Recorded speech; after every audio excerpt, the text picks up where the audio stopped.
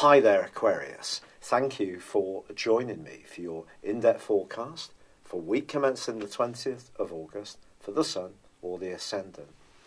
Of course, relationship issues have been so much to the fore of late, with the Sun and Mercury and the North Node all in the sign of Leo. But of course, last week's partial solar eclipse saw that connection between the Sun and also Pluto, which is in a much more hidden psychological part of your situation. It's possible that some information has come to the fore in a relationship which has been a surprise. But with Mercury now travelling forwards in this area, I do feel that greater clarity can now be achieved. And anyway, whatever anyone is saying to you, it's not the words that count, it's the thought and meaning behind them. And with the Sun moving on Thursday into the deepest, most intense and passionate part of your scope, your natural armchair psychologist can really come into play, particularly as the Sun forges a grand Earth trine with your two rulers of Uranus and Saturn for 3 days. So I think there's going to be a fabulous opportunity to use your ability to read human nature, to understand where people come from, to actually inform your situation in a way which assists you. But it is true to say that, of course, the Sun moving into this area does have a more practical dimension, which is about cash. And the full moon, which occurs on Sunday of this week, is asking you to balance your resources over the following 2 weeks. Now, Neptune's involved in the mix, and of course, that can bring some fascinating inspiration to play. If you are a creative Aquarius, as you often are, Mercury's angle to Jupiter in the last 3 days of this week could see you connecting with someone influential and really enthusing them with the power of your idea. However, it is important to make sure that it really will work out in a more practical context too. Now, Venus is in an area which is keen for you to discover the truth of what relationships mean. But that's forging a very psychological link to Pluto. There could be some intense conversations towards the end of this week, or do you have a secret admirer? Or is someone from your past, an old flame, about to get in contact? Or is it possible that you're set to develop more of a fascination with someone that you don't yet know so well, but is very much in your target? All this is possible. But with Venus square Pluto, that fascination can border on lust into things where our motives aren't necessarily always pure. So you just need to be aware of yours and anyone you come into contact with.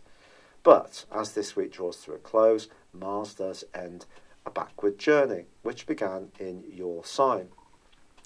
Now, Mars is going to return to Aquarius on the 12th of September, and that's going to reinvigorate some plans and strands which may have just tailed off a little bit. You may be concentrating a little bit more on an inward dimension with Mars in this location. Old issues that are perhaps not completely resolved, particularly hurts, angers from the past, may come up. But I think the fact that Mars is starting to go forwards is something we can all let out a collective sigh of relief around. But generally, I think you have a fabulous opportunity to use that triplicity between the Sun, Saturn and Uranus to really unearth the reality of your situation. But it probably is going to require a little bit of self-analysis and probing to get to where you really want. It's been a real pleasure being with you. I'd love it if you would comment or like or subscribe to my channel if you've yet to do so. But for now, good luck and goodbye. Hello Aquarius, thank you for joining me for your Sun or Ascendant forecast for August 2018. A lot of astrologers are going to be talking about on YouTube particularly the number of retrogrades there are this month. And it is true your co-regents of Saturn and Uranus, at least from the 7th of this month, are going to be tracking backwards. And it's also true that Pluto is in rewind And both Saturn and Pluto are going to be joined by Mars on the 13th, also in this very sensitive 12th house. So I do feel that as far as Aquarius people are concerned, there is some merit in thinking very carefully about what these retrogrades mean. The 12th house transits that Saturn and Pluto are going through are really quite challenging. If you think about it, Pluto is about revelations, but it's also about secrets. It's about power, but it's also about transformation. It's about the underworld. It's about betrayal, but it's also about ruthless desire. So that's a lot to put in the 12th house, which is very much to do with our past, to do with our fears, to do with our anxieties. And then, of course, Saturn joined this location on the 17th of December last year. And Saturn, although it is the co-ruler of Aquarius, and therefore gives the more traditional side of Aquarius activity, the duality between the more traditional side and the modernity which comes from the zany energies of Uranus. Well, Uranus too, or Saturn too, I beg your pardon, that, of course, is tracking backwards. Now, in the 12th house, it is going to continue to be quite a tough old transit. I've just got to be truthful about that, rather than sort of be fuzzy about it. And it's about another 2 years that this is yet to run. But at the end of that 2 years, you and I will have completely transformed who we are, and will have a much healthier understanding of ourselves. We will have cleared up a lot of old debris. We'll have come to terms with a lot of aches and pains, especially of the emotional kind. And we'll move into the future as Saturn enters the sign of Aquarius with a much clearer understanding of who we are. But there is no doubt that with Mars stirring things up in Aquarius for the first 2 weeks of this month, and still clashing with our modern ruler of Uranus, that there can be some tensions, some frustrations, particularly with people close to us, particularly with things to do with our home, or if there are any emotional frustrations, these two could seem really quite hot to handle. Now, if you've been tuning in, you all know that I've been suffering with rheumatoid arthritis, and this did come on not quite in the middle of May, but it certainly was manifesting itself around about from March, and this is an aspect which really speaks out to the condition I'm suffering, because 4th house is about structure and foundations in my body. 1st house is about the body itself and about overheating in some ways. So I'm kind of living testimony that that's a pretty tough right angle, and it has been going on since about the 2nd week of May, on the basis of a 3-degree orb between the exact square. So we've got 3 more weeks of that this year, despite this month, despite the fact that Mars is going to invert back into the sign of Capricorn on the 13th. So Mars moving into the 12th house can stir things up even more. So any past debris that Saturn and Pluto have been probing and creating restrictions around, or creating mischief, perhaps people have been coming forward in a less than pleasant way. And we've been finding out a lot about who we can really trust and rely upon. Well, Mars moving into the 12th house can see things that we've been considering in a more reflective way become much more explosive, with energies being quite choppy in terms of emotions. So just be conscious of this stuff. This is the real astrology. I read about deep astrology from the Leo King. Well, isn't all astrology about deepness? Or I read about the wonderment of Jupiter from Sunshine People that do YouTube astrology. I just try to be real and tell you about the planets in a fair way, which isn't fearful, it's just real. So what are the opportunities this month? Well, there's a fantastic one, to be honest, right at the start of this month, because the Sun from the 3rd to the 10th is squaring up with Jupiter. Now, Jupiter is a planet that requires some care, and ironically, I actually have this aspect in my natal horoscope. And people who know me well would say I'm quite an enthusiastic person, if a little bit shy. And if there is something that I really like, whether it's a track that grips me, or someone I think is just the real deal, or food I really like, I'll be keen to share that with the people I truly care about. So the square can be very positive. It can also make us very generous. So the Sun is in the 7th house, which is about relationships, and Jupiter is in the 10th house on the solar horoscope for Aquarius, which is all about work. And it's about the people we interact with in our worldly interactions. So there's an opportunity between the 3rd and the 10th to meet someone and make a fantastic impression. Just don't try too hard. Don't overgild the lily. Don't say something or pledge something that you can't follow up with a firm action. And you can really turn this to your benefit. Now, of course, on the 7th, although Uranus goes into a retrograde, could make you think a bit more about some of the freedom you've needed. 1 minute being close, 1 minute being a bit more up close to the people we care about. I do feel it's Venus has moved that day into the sign of Libra on the triplicity of air, which is wonderful. If you're born right at the start of Aquarius like I am, that's going to be a delightful few days for having fun and just being with the people that we really like to hang out with. But Venus moving through this location is also about travel. It's also about opening our minds. And it's also about being open to people from very different backgrounds and cultures to us. Now, if you're a very Uranian Aquarius, who's very much attuned to people who are different, then this may be an echo of how you are anyway.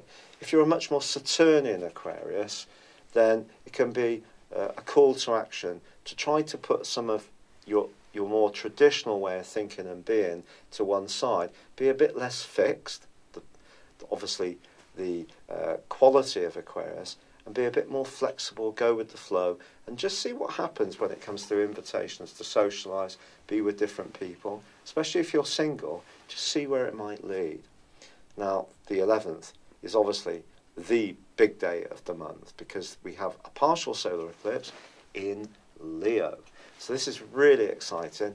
An opportunity to bounce back from some of the challenges of the total lunar eclipse in Aquarius, which is actually happening today as I record this, because I am late doing these, which I apologise for due to my health issues that I've had recently. But you know, this is an opportunity to interact in that skillful way, to be a bit more dispassionate than some other signs, because it gives us the gift of seeing other people's viewpoints. But this is partial solar eclipse is also asking you to embrace your viewpoint. And if you've got skills, qualities, alluring energies, having the confidence to go out and interact with others. Now, of course, you'll be thinking, Patrick, you haven't mentioned Mercury yet. And it's true, Mercury is tracking backwards, and we all know that Mercury retrograde can be a right pain. But it can also provide opportunities. I really believe this. So although there may be some cross wires this month, through to the 17th, before Mercury goes direct on the 18th, there also can be something that can be unravelled, a puzzle can be solved around a relationship that has got some benefits to it, but for some reason or another, there's been some confusion, people haven't quite understood where one another are coming from, so work at it is really the encouragement here. But Mercury retrograde, it is possible that if you go to an interview, someone could misunderstand where you're coming from, or you start chatting someone up in a bar, they may feel that you're trying a bit too hard when you're actually being ultra laid back, and in fact may not even be sure if you're that interested. Those kind of glitches obviously can happen. So if you're trying to arrange anything that's pretty formal, just ensure that you check out with the other person, send them an email and say, are you good to meet on a particular day at so-and-so time, so that they know that that was what was agreed, and that way you can mitigate and limit the more onerous implications of Mercury's retrograde. Now, on the 18th, Mercury goes forwards, but it doesn't emerge from shadow until the 2nd of September. So a bit of realism. Yes, things can really sort themselves out to a larger degree, but perhaps around a very important relationship, it may take a little longer. And perhaps you're going to need the benefits and the influence of the Sun, which moves on the 23rd into the deep psychological 8th house of your situation. And because it's in the sign of Virgo, details and precision and really looking at things, at the minutiae of things, is actually going to be very helpful. Now, there is a full moon on the 26th, which suggests that anything to do with finances may need some care, balancing your incomes and outgoings in terms of everyday costs against your longer term planning. But the full moon does intersect the great link between Uranus and also Saturn that I told you about earlier. So I think this full moon can be largely quite helpful as long as you're working at your resources and conscious of what they are. So in the case of Aquarius, I've got to be honest, some of the people that are going to be talking a lot about these retrogrades may well have a point. It's not necessarily going to be an easy second half of the month, but it just depends on how hard you've been working on yourself. Remember, Pluto's been in the 12th house since 2008, and if you've really been working hard on your personal development, your spiritual development, the enlightenment of who you are, this won't be such a challenging month at all. It could be that your insights, your psychological understanding of others, and let's be honest about it, Aquarius people are usually brilliant at being armchair psychologists. This will help you to anticipate problems, understand where people are coming from, not take things personally, not create dramas in your mind. It really could be very helpful to you. But Mars moving back into the area, into the 12th house, can just bring a bit more sensitivity to the more forceful dynamism of Mars. So that is one that I do feel is going to need a bit of care. It's been a real pleasure being with you. I do sincerely apologise for being so late. I will try to do better next month as the medication and all the good stuff that I'm taking kicks in. I'm very grateful for any suggestions you may have made. I have listened to a lot and have changed my diet, and I am taking some important supplements. But for now, good luck. I'd love it if you would like or comments on this video, or if you've yet to do so, please subscribe to my channel, Real Astrology. Thank you. Hello, thank you so much for watching my video. I'd love you to join me at my Horoscope Ace app. You can find this at www.horoscope-ace.com. You can use it through Android, iOS, Apple or Facebook. Check out your ascendant or your moon sign or download your free birth chart. There's all your favourite videos, plus there are daily, weekly, monthly and yearly horoscopes for general, love, Chinese and Indian astrology. If your passion is tarot, there's my brilliant 3-card money or love tarot readings too. And it's all there at www.horoscope-ace.com. Thank you.